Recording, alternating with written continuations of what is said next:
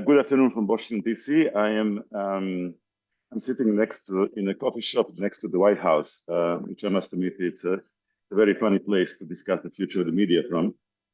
And thank you for the organizers the opportunity to talk about the World Journalism, World News Day.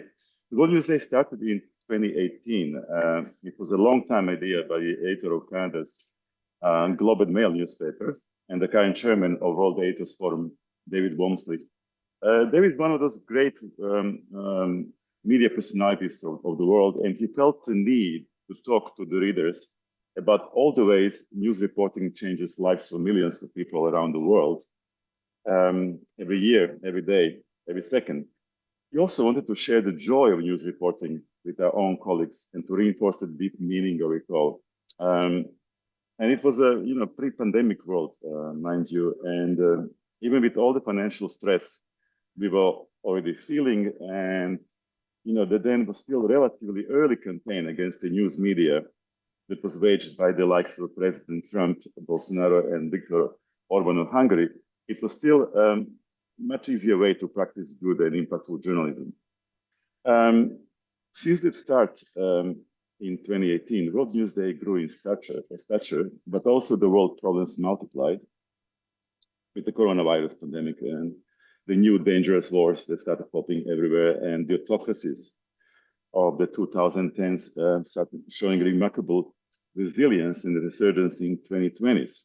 And then on top of it, we have AI that has cemented the overwhelming power of technological and financial might of the big tech, which is, I would argue, now not a sector anymore.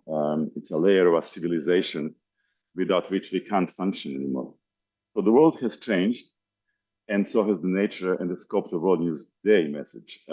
We are still here to remind of the importance of the news. That's a fundamental mission. But and also we talk about the joy of news reporting, but also we need to take a stand on the issues that can pose threat to a very civilization. The issues of shared truth and common reality have become a fundamental threat to all of us. And our jobs appear increasingly to be, defense of those basic values, not only just reporting every day. The World News Day organizing team since 2024 consists of the World Economic Forum, World Editors Forum, which is a part of WAN IFRA, and the Project Continuum, and you already introduced Project Continuum, so I'm not going to go deeper into it. In 2024, we started the World News Day as a kind of different type of a campaign.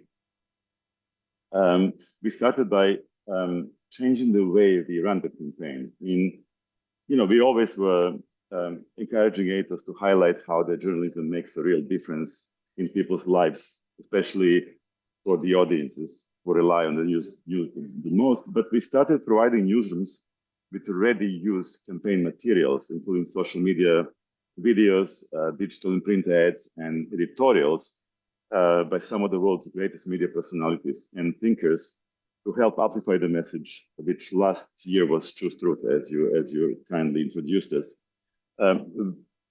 We also translated these ads in editorials into as many languages as we could afford. I just need to, remind you that this, campaign is run on a really shoestring budget. It's important to understand that we understand, I'm a former editor all my life, that editors don't have time, and they're really busy, trying to every day solve the problems of the world, and they don't have time actually to think about, advertising for the World News Day. So that's why we decided to supply them with this materials. And all those materials are available to all the media houses participating in World News Day for free. So I will show you now some highlights from the last year. So you can just see how I actually do it. Okay. So in 2024, there were over 800 media houses that participated in World News Day. They are from more than 100 countries and territories. And we were extremely proud. You can see some of those logos on the screen. We are extremely proud of attracting support of the biggest brands, as you could see, the New York Times and Reuters and AFP and people like that were part of the campaign. But we also had a participation for the smallest publishers from countries that you would not usually expect, people like Balkan Insight and people like that from my old country of Yugoslavia. We are especially thankful to Argentinian and Brazilian friends who really went out of their way to help make this a big success. So this is just a map representing the spread of the World News Day last year. And again, what is slightly depressing is to see how big part of the world is still outside of our reach. Coming to this year's campaign, I just want to play you. I hope you guys will be able to hear the sound as well of the video for this year's World News Day. As a preview, I don't think anybody can saw it before.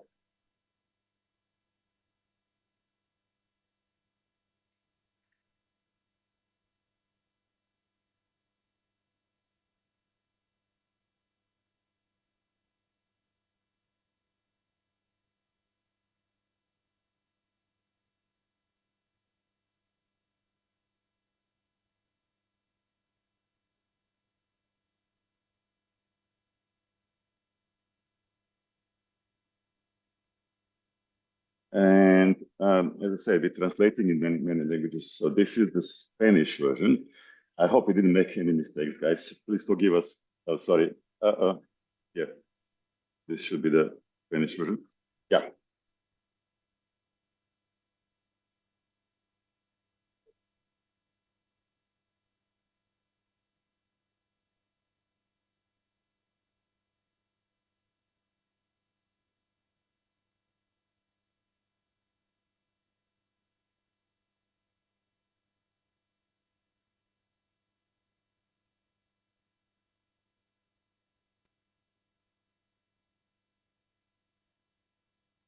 We have also produced in many other languages, including in Portuguese and a Brazilian version, French, German, Arabic, Mandarin.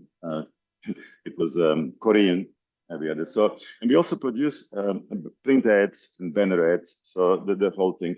And again, just to remind you that some of the world's biggest names, including Martin Baron, the famous editor of Washington Post, provided editorials for this year. And we also translated those editorials in many languages.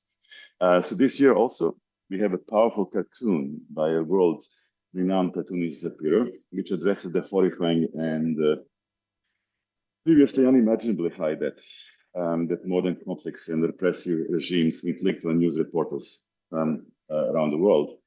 I mean, the numbers were just staggering. 270 reporters in Gaza, the scores of journalists in Ukraine and Sudan wars. And then journalists were killed in countries which are not officially in the wars, like Mexico, Philippines, Pakistan, Syria, Lebanon, Myanmar, Somalia, Iraq, the DRC, Haiti, India, Cameroon, and many more harassed, starved, barely making a living in the countries which are, again, not in war. Just these years, AFP reporters in Gaza are facing starvation. In 2025, journalists are not only collateral damage in conflicts, they are targets themselves, So, look, I mean, you don't need to be told how tough it is out there. This conference is addressing one of the most dangerous aspects of this current nightmare. And I deeply, and people from World News, they deeply believe that journalism is still the most faithful messenger for the truth and trust. And even as we are heavily targeted, disinformation poisons societies more effectively than any physical venom, and the damage will last for generations, eating away our shared reality and values. But these are also moments for which we, the news media, have been preparing our whole lives, where we show what we are made of. We are made of stern stuff. So these are tough and scary days, and we have no money left, most of us. But still, these are the best times to be a journalist. we are not easily frightened. We do not break under pressure, and we do not lose our moral compass. Having said all of that, we still need to strengthen our collective voices. We need to be the creative link that forms alliances all over the world and across boundaries. We can do it, but we need to start acting together. As the slide says, we are much stronger together. The World News Day is just not a day to serve itself. It's a beginning of a new understanding how we can organize and how do we serve our communities and our people the best. If you are interested in becoming a part of the World News Day, by all means, do scan this QR code and sign up. We made it exceptionally easy to participate. We know how busy you are, and so we made sure that you don't need to labor much to do that. This is just the beginning of something big, and Project Continuum is actually going to be bringing quite a few more projects like this. Thank you, and thank you for your time, and thank you for attention. I appreciate it.